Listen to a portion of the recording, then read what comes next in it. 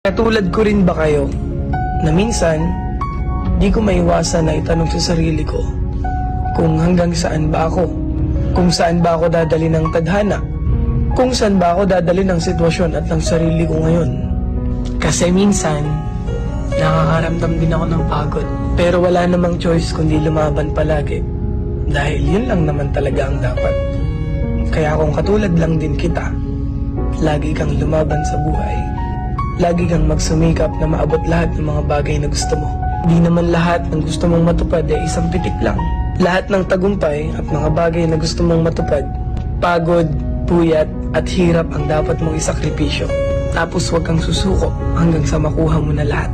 Kaya ikaw, alam kong katulad lang din kita.